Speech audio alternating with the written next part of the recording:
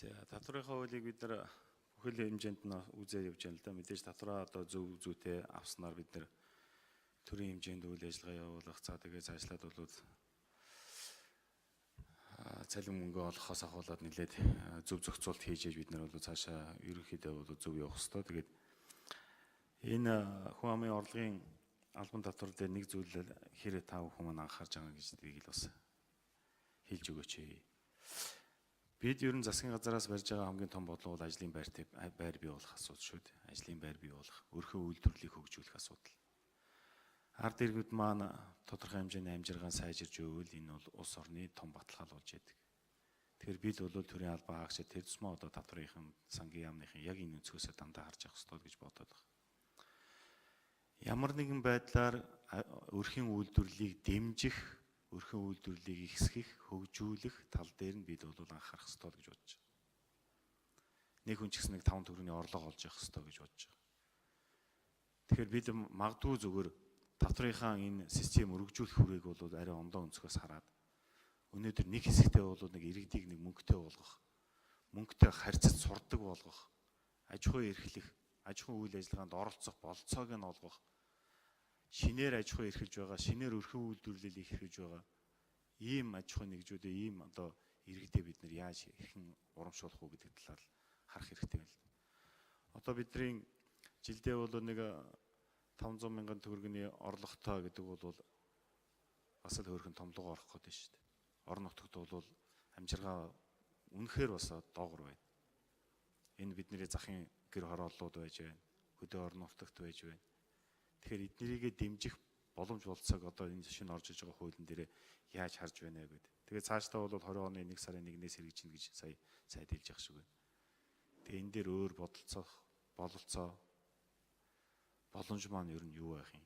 Бидний ерөөсөө л ганц хардаг өнцөг бол энэ ард иргэдийгээ л жоох амжиргаагийн дээш нь болох асуудал шүү дээ. Түүнээс бид нэр төрийн албан хаагчдынхаа тоог нэмснээр бол ажлын байр бий болохгүй. Ажлын байрыг бол аж ахуй нэгжүүд бий болгоно. Ажлын байрыг өөрөө иргэн ажилтай болж яаж ажлын байр бий болгоно. Тэгэхээр энэ өнцгөөсөө бидний ганц харах өнцгөл энэ л байх хэрэгтэй. Орлогыг яаж бий болгох хэрэгтэй. Одоо жишээ нь энд бол жишээ нь модны суулгац, тэжээлийн ургамал, төмс сүнсний ногоо, жимс имсгэнд суулгац, тариалагч гэдэг юм уу. Ийм зүйлүүд дээр нэг 50% хөнгөлөлт олгоно гэж байна л да. 50% хөнгөлөлт олох, за магадгүй 30% хөнгөлөлт олох бол хоорондоо бол нэг ялгаа байхгүй гэж болно. Гэхдээ тэр хүмүүсэд ажил хийх, идэвхжих, урам өгөх гэдэг чинь бол хамгийн их том асуудал шүү дээ.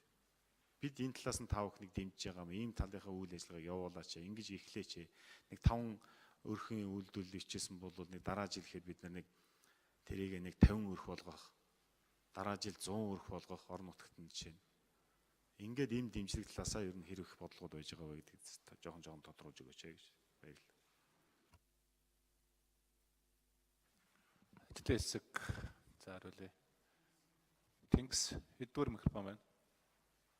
80 микрофоныхоо юу гэдэг вэ? Микрофон хэд байна? 86 дугаар микрофон. Хэдтэй хэсэг 86 дугаар микрофон байна.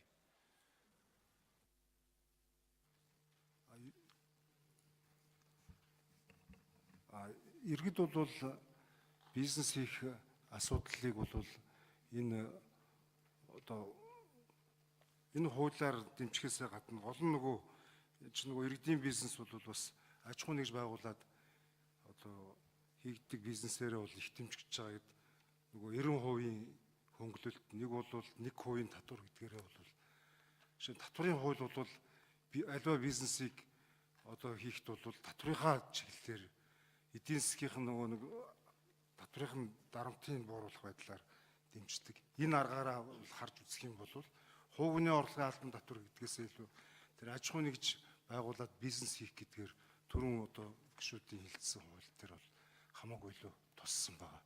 Тухайлбал бүр тэр ногдуулах орлогын ашиг нь 6 тэрбум хүртэл гээд тэгээд 1.5-аас доошоо үндсэндээ 1% татвартай гэдэг нь бол дэмжиж байгаа асуудал нь болж байна гэж хариулгаар.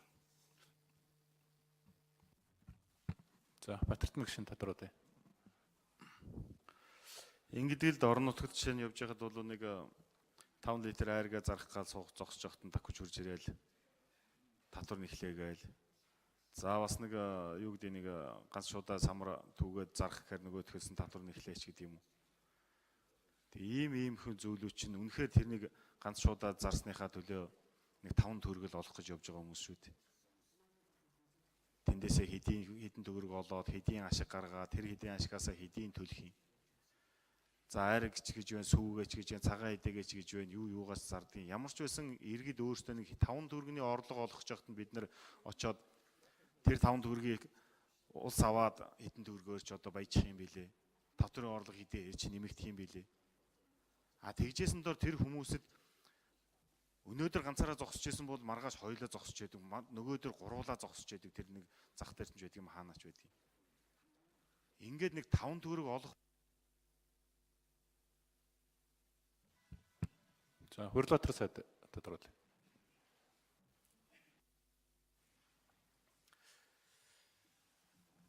Ер нь бол иргэдөө орлогожуулахын тулд энэ бид нар бас эдийн засгийн зөв бодлого явуулж эдийн засгийг идэвхжүүлж эдийн засгийг өсгөх юм шаардлагатай.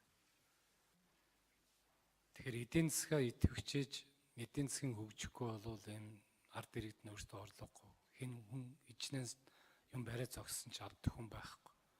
Ийм л байна.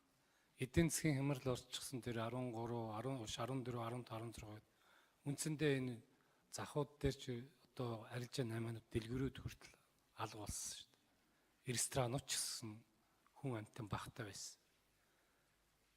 Тэгээ үүний гол шийдэл нь юу байсан бэ гэхээр эргээл эдийн засгийн зөв бодлогыг явуулж ээж энэ эдийн засгийн өсөлтийг өндөрсгөж ээж ядахтаа тэр малчтын ноолорных үн өсдөг, ноосных нь махных нь үн өсдөг ийм зүйл байна. Тэгэхээр эдийн засгийн зөв бодлого гэдэг нь хүн болгоно орлоготой олох зөв бодлого.